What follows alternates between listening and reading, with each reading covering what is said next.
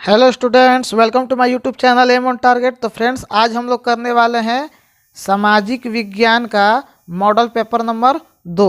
ठीक है, model paper 1 कल ऑलरेडी अपलोड हो चुका है, आप प्लेलिस्ट में जाके उसे देख सकते हैं। ओके, और मैं बता दूं, विज्ञान का 5 मॉडल पेपर ऑलरेडी अपलोड हो गया है। ठीक है, प्रत्येक विषय के 5-5 मॉडल पेपर अपलोड होंगे।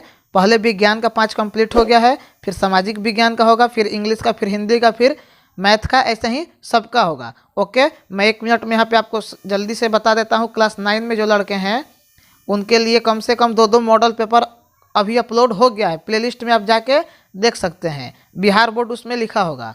नेक्स्ट, जो 10th क्लास में लड़के हैं, इस बार मैट्रिक की परीक्षा दे रहे हैं, उनके लिए 5-5 मॉडल पेपर अपलोड हो रहा है। ठीक है, प्रत्येक विषय का कम से कम। और लास्ट में अगर हमको लगेगा कि नहीं और देना चाहिए तो मैं और इसमें ऐड कर दूंगा। नेक्स्ट, जो 12th क्लास में लड़के हैं, इस बार परीक्षा देने वाले हैं, उनके लिए कम से कम 3 मॉडल पेपर अपलोड हो जाएगा क्लास 10th के बाद। ओके, तो अगर आप हमारे इस चैनल पर नए हैं तो प्लीज़ सब्सक्राइब कर लीजिएगा, ताकि आप एक अच्छी तैयारी कर पाएँ। और ये सभी क्वेश्चन MCQ मतलब 1-1 नंबर वाले फॉर्मेट में होंगे। ओके, आते हैं आज के क्वेश्चन नंबर 1 के तरफ। क्वेश्चन नंबर 1 है आपका, ये दूसरा मॉडल पेपर है। जैसे स्टार्टिंग में मैंने बताया आपको कि ब्रेस्ट लिटोवस्क की संधि किन देशों के बीच हुई थी। पहला ऑप्शन रूस और इटली, बी रूस और फ्रांस, सी रूस और इंग्लैंड, या डी रूस और जर्मनी। ये जो संधि हुई थी वो किन दो देश, संधि का मतलब होता है समझौता। ठीक है, याद रखिएगा, समझौता कभी भी एक इंसान में नहीं होता है या एक देश में नहीं होता है, ये 2 लोगों में होता है। ठीक है, तो वो 2 कौन थे? तो वो 2 थे रूस और जर्मनी। ठीक है, संधि का मतलब समझौता, समझ ही गए आप। नेक्स्ट, जहाँ तक पॉसिबल होगा मैं क्वेश्चन को समझाते हुए ही आगे बढ़ूंगा, आप निश्चिंत रहिए। नेक्स्ट क्वेश्चन है, मार्च 1946 में फ्रांस और वियतनाम के बीच होने वाले समझौता किस नाम से जाना जाता है? जो समझौता हुआ था वो किस नाम से हुआ था? किसके बीच में? तो फ्रांस और वियतनाम के बीच में। ऑप्शन है तितसिन, बी कैंटन, सी हो ची मिन, या ऑप्शन डी इनमें से कोई नहीं। तो राइट आंसर आपका जो है वो है ऑप्शन डी, इनमें से कोई नहीं। और ये जो समझौता है उसका नाम है फान बोई चाऊ। ओके, ये जो समझौता हुआ था 1946 में फ्रांस और वियतनाम इन दोनों के बीच में, तो उस समझौते का नाम था फान बोई चाऊ। ठीक है, नेक्स्ट, पूर्ण स्वराज की मांग का प्रस्ताव कांग्रेस के किस अधिवेशन में पारित हुआ था? 1929 के लाहौर अधिवेशन में, 1933 के कलकत्ता अधिवेशन में, 1931 के कराची अधिवेशन में, या 1924 के बेलगांव अधिवेशन में? तो इसका सही जवाब जो है वो ऑप्शन ए है, 1929 के लाहौर अधिवेशन में। और इसी अधिवेशन में पूर्ण स्वराज की मांग पास हुई थी। इसके अध्यक्ष कौन थे? तो जवाहरलाल नेहरू। जवाहरलाल नेहरू, जिसको चाचा नेहरू भी बोलते हैं। और यहीं पे एक बात और समझ जाइए, ये जो 1924 बेलगांव अधिवेशन है, यह एकमात्र ऐसा अधिवेशन है जिसका अध्यक्ष महात्मा गांधी ने किया था। अगर क्वेश्चन आ जाए कि महात्मा गांधी कांग्रेस के किस अधिवेशन में अध्यक्ष थे, तो आपका जवाब होगा 1924 के बेलगांव अधिवेशन में। ठीक है, फिर से बोल रहे हैं हम कि अगर क्वेश्चन आए कि महात्मा गांधी, या इस तरह से भी क्वेश्चन कर सकता है कि कांग्रेस के किस अधिवेशन में गांधी जी ने अध्यक्षता की थी, तो 1924 के बेलगांव अधिवेशन में। ठीक है, क्लियर है? एक क्वेश्चन में 2 क्वेश्चन हो गया। नेक्स्ट क्वेश्चन, वल्लभ भाई पटेल को सरदार की उपाधि किस आंदोलन के दौरान दी गई थी? बारदोली, अहमदाबाद, खेड़ा, या चंपारण? तो सबसे पहले तो ये समझ जाइए, वल्लभ भाई पटेल को क्या कहा जाता है? तो सरदार। ठीक है, सरदार वल्लभ भाई पटेल। इनको जो उपाधि दी गई थी सरदार की, वो थी बारदोली की महिलाओं ने दिया था। महिलाओं ने क्यों दिया था? क्योंकि इनका जो लीडरशिप है, नेतृत्व करने की क्षमता, वो बहुत अच्छा था और वहाँ की महिला इनसे प्रभावित हुई कि ये एक बहुत अच्छे नेता के तौर पे उभर रहे हैं, और इसी से उन्होंने खुश होकर नेतृत्व क्षमता को देख के इन्हें सरदार की उपाधि दी थी। अगर क्वेश्चन आ जाए कि सरदार की उपाधि किसने दी थी, तो बारदोली की महिलाओं ने कीजिएगा।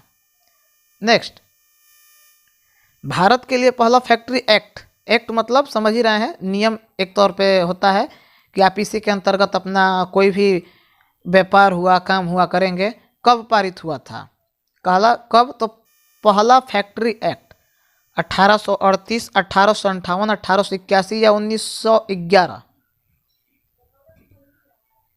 तो सही जवाब जो है वो है 1881। ओके, याद रखिएगा। नेक्स्ट, पूंजीपति वर्ग के द्वारा किस वर्ग का शोषण हुआ। ठीक है, पूंजीपति का मतलब समझ ही रहे हैं, जो बड़े बड़े फैक्ट्री के मालिक होते हैं उसे पूंजीपति बोला जाता है। तो उनके द्वारा किस वर्ग का शोषण हुआ, श्रमिक, मध्यम, कृषक या सभी। तो देखिए, ये जो पूंजीपति होते हैं वो किसका शोषण करते हैं, तो श्रमिक का करते हैं, मतलब मजदूर का। कम पैसा देंगे, मेहनत ज़्यादा करवाएंगे, ठीक है, उसमें भी अच्छे से पैसा नहीं देंगे। ठीक है, ये थोड़ा होते रहता है और ये स्टार्टिंग से ही आया है। नेक्स्ट क्वेश्चन, और मैं आपको एक बात यहाँ पे बता दूँ, अगर आपको कोई पर्सनल बात पूछना है पढ़ाई से संबंधित कोई चीज़, तो रतन केसरी इंस्टा पे आप फॉलो करके हमको पूछ सकते हैं। पढ़ाई से संबंधित कोई भी समस्या हो आप हमसे बात कर सकते हैं। रतन केसरी आप इंस्टा पे मैसेज करेंगे तो मैं आपका जवाब वहाँ पे दे दूँगा। ओके, आते हैं नेक्स्ट क्वेश्चन नंबर 7 पे। क्योंकि सबका कमेंट पढ़ पाना पॉसिबल नहीं होता है, लेकिन फिर भी मैं प्रयास करता हूँ ज़्यादातर कमेंट का जवाब देने का, लेकिन फिर भी। नेक्स्ट क्वेश्चन, आधुनिक युग में अर्थव्यवस्था के क्षेत्र में होने वाली सबसे बड़ी क्रांति कौन सी थी। तो किस क्षेत्र में, तो अर्थव्यवस्था में। ऑप्शन है वाणिज्यिक क्रांति, बी औद्योगिक क्रांति, सी साम्यवादी क्रांति, या डी भौगोलिक खोज। तो अर्थव्यवस्था के क्षेत्र में जो सबसे बड़ी क्रांति थी वो थी औद्योगिक क्रांति, इंडस्ट्रियल रिवॉल्यूशन। नेक्स्ट,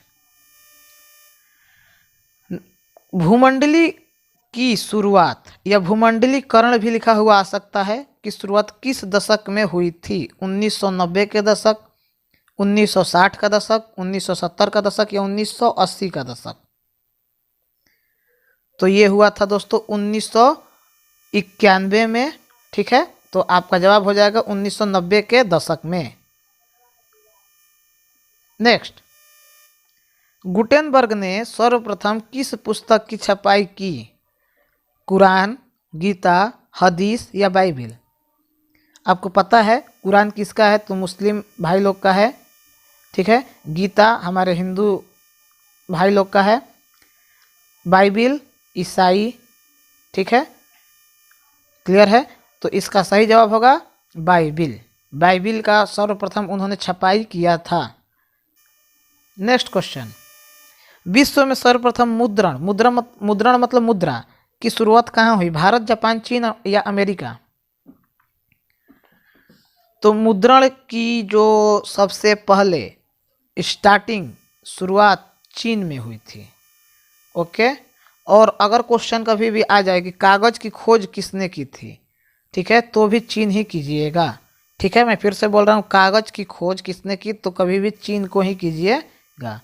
नेक्स्ट, मेढक के प्रजनन प्रक्रिया को बाधित करने वाला रसायन कौन सा है, बेंजीन, यूरिया, एंड्रीन या फास्फोरस। तो क्या पूछा है, रसायन पूछा है। तो राइट आंसर होगा ऑप्शन सी, एंड्रीन। ये मेढक के प्रजनन को बाधित करता है, मतलब रोकता है। नेक्स्ट क्वेश्चन, बिहार में अति दोहन जल दोहन से भूमिगत जल में किस तत्व का संकेंद्रण बढ़ा है।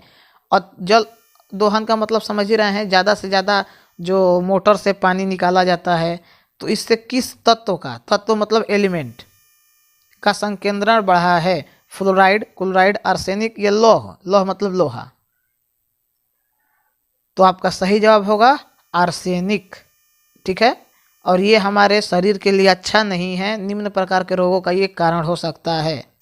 नेक्स्ट, इसीलिए आप देखेंगे कि आजकल के ज़्यादातर घरों में आरओ, वाटर प्यूरिफायर, ये सब फिल्टर ये ऑलरेडी अब लगाया जा रहा है, नहीं तो जो रोग नहीं भी होना है वो भी हो जाएगा। संविधान की धारा 21 का संबंध किससे है? वन जीव तथा प्राकृतिक संसाधन के संरक्षण से, मृदा संरक्षण से, जल संसाधन संरक्षण से या खनिज संपदा संरक्षण से।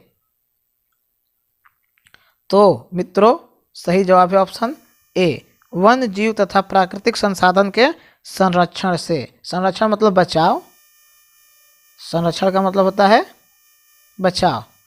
नेक्स्ट क्वेश्चन, बिहार में कितने प्रतिशत भौगोलिक क्षेत्र में वन का फैलाव है? मतलब भारत में कितना, सॉरी बिहार में कितने प्रतिशत भौगोलिक क्षेत्र में वन फैला हुआ है? 15, 20, 18 या 7?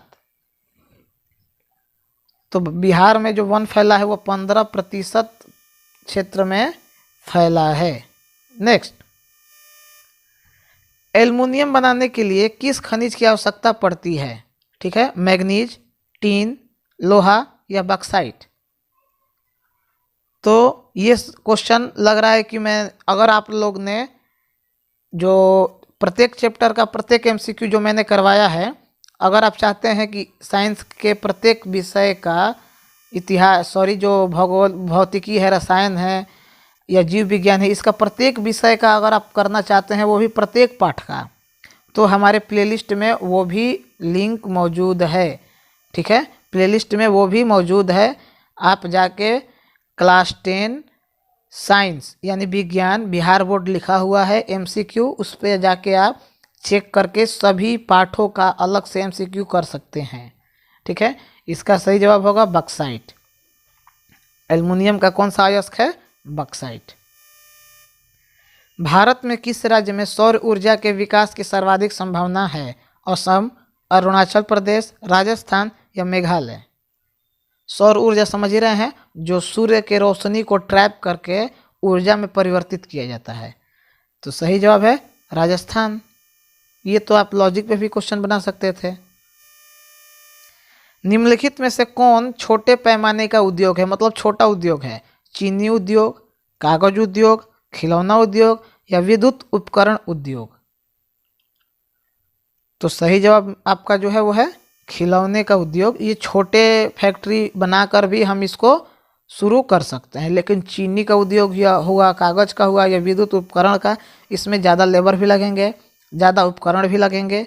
ठीक है, पूंजी भी ज़्यादा लगेगा। तो मतलब ये थोड़ा व्यापक रूप हुआ, लेकिन खिलौना छोटा उद्योग के अंतर्गत आता है। नेक्स्ट, देश में कितने विशेष आर्थिक क्षेत्र विकसित हैं? कैसे क्षेत्र? तो आर्थिक क्षेत्र 10, 7, 15 या 5। तो कितने हैं? 10 आर्थिक क्षेत्र विकसित हैं। नेक्स्ट, बिहार की सीमा में रेल मार्ग की कुल कितनी लंबाई है? 62-83 किलोमीटर, 52-83 किलोमीटर, 72-83 किलोमीटर या 8500 किलोमीटर।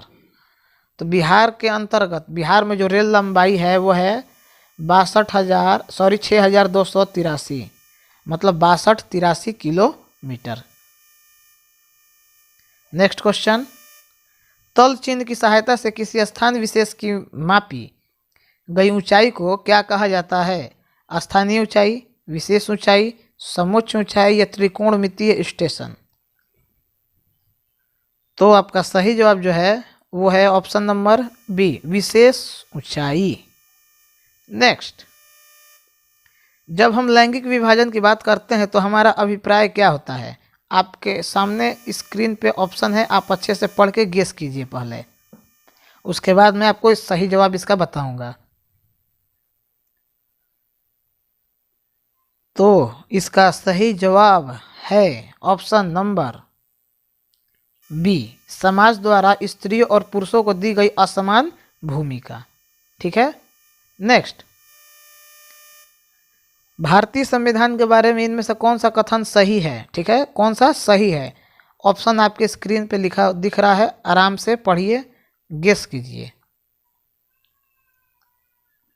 अनुमान लगाइए कि क्या सही हो सकता है। हमारा संविधान जो है, भारतीय संविधान, वो क्या कहता है? तो वो कहता है कि यह धर्म के आधार पर भेदभाव की मनाही नहीं करता है। यही सही है। नेक्स्ट, सत्ता की साझेदारी सही है क्योंकि यह विविधता को अपने में समेट लेती है, देश की एकता को कमजोर करती है, फैसले लेने में देर करती है, यह विभिन्न समुदायों के बीच टकराव कम करती है। तो सत्ता की साझेदारी वाला जो चैप्टर है, अगर आपने उसका एमसीक्यू किया होगा तो ये बनाने में आपको तकलीफ नहीं होगा या दिक्कत नहीं होगा। ये होता है देश की एकता को कमजोर करती है। नेक्स्ट, वर्ष 1975 में भारतीय राजनीति में किस लिए जाना जाता है? 1975 का जो समय था उसमें विशेष क्या था? इस वर्ष आम चुनाव हुए थे? नहीं, ये गलत है। श्रीमती इंदिरा गांधी प्रधानमंत्री बनी थी? नहीं, ये भी गलत है। देश में आपातकाल लागू हुआ था? हाँ, ये सही है। ऑप्शन सी, देश में आपातकाल लागू हुआ था। आपातकाल लागू कौन करता है? तो राष्ट्रपति। ठीक है, याद रखिएगा। अगर क्वेश्चन आ जाए कि देश में आपातकाल लागू करने की शक्ति किसके पास है, तो राष्ट्रपति के पास है। नेक्स्ट क्वेश्चन, बिहार में संपूर्ण क्रांति का नेतृत्व निम्नलिखित में से किसने किया था? कहाँ? तो बिहार में। कौन क्रांति? तो संपूर्ण क्रांति। तो क्या किए थे? तो नेतृत्व किए थे। तो किसने? तो सही जवाब है option number D, Jayaprakash Narayan. याद रखिएगा।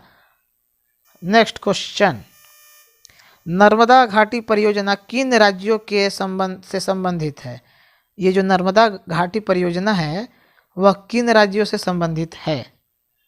ओके, तो right answer is option number D, Gujarat, Maharashtra और मध्य प्रदेश। ये सभी के सभी क्वेश्चन इंपॉर्टेंट हैं, आप नोट करते हुए चलिएगा। मैं बार बार बोल रहा हूँ, लगभग हर वीडियो में बोलता ही हूँ। नेक्स्ट, निम्नलिखित में से किसे लोकतंत्र का प्राण मतलब मेन माना जाता है? सरकार, न्यायपालिका, संविधान या राजनीतिक दल? तो लोकतंत्र है तो चुनाव होगा, तो चुनाव के लिए राजनीतिक दल होना जरूरी है। नेक्स्ट, दल बदल कानून निम्नलिखित में से किस पर लागू होता है? सांसदों और विधायकों पर, राष्ट्रपति पर, उपराष्ट्रपति पर या इनमें से सभी? तो दल बदल कौन करेगा? सांसद करेंगे। एक दल से लोकसभा से राज्यसभा, इस दल से उस दल, इस दल से इस दल करते रहते हैं। अगर पूछ दिए किस अनुसूची के अंतर्गत आता है, तो 10वीं अनुसूची के अंतर्गत हमारे संविधान में दल बदल अधिनियम या दल बदल कानून से संबंधित बातें कही गई है। Next question, Janata Dal United party का गठन कब हुआ था? 1992, 1999, 2003 या 2004?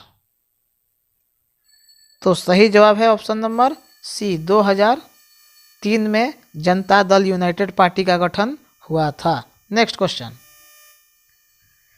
निम्न में से कौन अर्थव्यवस्था के प्राथमिक क्षेत्र में सम्मिलित हैं? सेवा, कृषि, औद्योगिक या इनमें से कोई नहीं? 3 तरह के क्षेत्र अर्थव्यवस्था में हमारे शामिल है, प्राथमिक, द्वितीयक और तृतीयक। तो प्राथमिक क्षेत्र में जितने भी कृषि से संबंधित चीज़ें हैं जो हमें प्राकृतिक से डायरेक्ट प्राप्त होता है, वह प्राथमिक क्षेत्र में शामिल होता है। तो इसका सही जवाब हो जाएगा ऑप्शन बी। नेक्स्ट, अगर आपको क्वेश्चन पूछ दे कि किस क्षेत्र को सेवा क्षेत्र कहा जाता है, तो तृतीय को कीजिएगा। तृतीय क्षेत्र को सेवा क्षेत्र भी कहा जाता है।